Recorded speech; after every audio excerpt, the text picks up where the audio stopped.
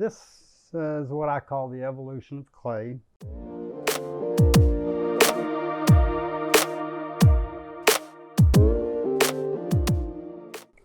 And I actually started out long before the Earth begins, and I started out telling you that 13, 14 billion years ago, all the hydrogen in the universe came together, and bam, there was a big explosion. And from this explosion, particles, all the elements in the universe started flying out away from that big explosion, and things were moving out in all directions, and cataclysmic things were happening in the universe. And later in time, billions of years later, all these particles started hitting each other and making larger masses, becoming more elements, and all the masses would attract smaller masses and became galaxies, and then the solar systems were formed, and then all of a sudden this planet that we call Earth got trapped in a rotation around our sun. And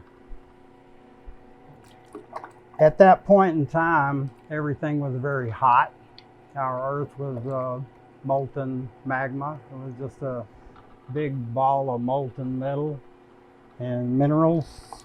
And it started orbiting the sun, and we're trapped in this solar system going orbit around the sun, and things are cooling. And our Earth, one big ball of molten magma, starts cooling from the bombardment of meteorites that had ice and asteroids that had ice. And all of a sudden we start cooling, and water in the ocean start developing.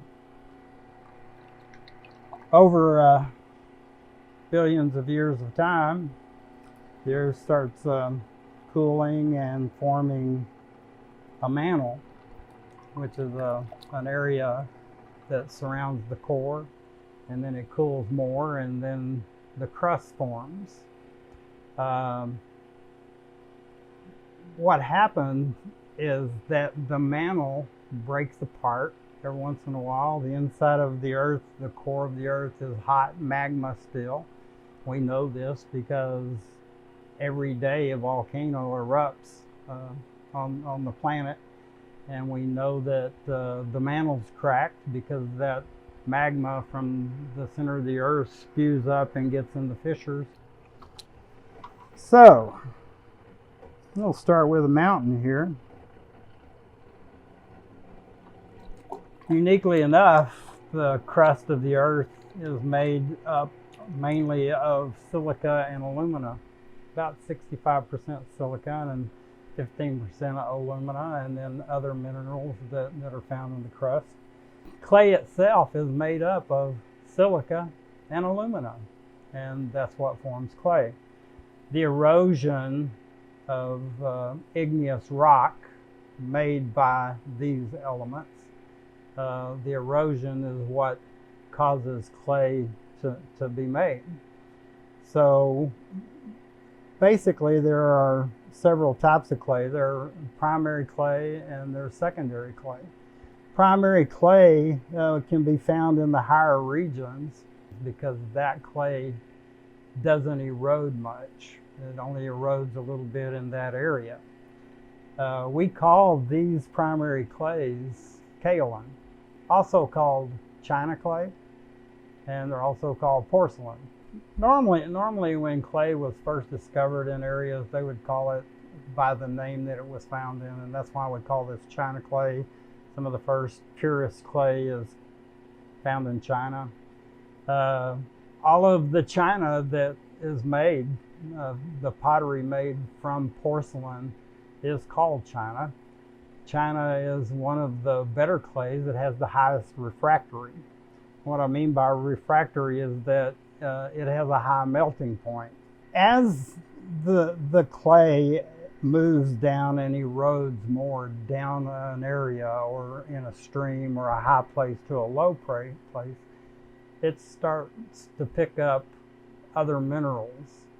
And these other minerals don't have as high a refractory as the silica and the alumina, and therefore the clay is a little bit less refractory, and we call these secondary clays. The secondary clays are what most potters use for doing cups and bowls and things like that. So a lot of potters choose to use what we call stoneware.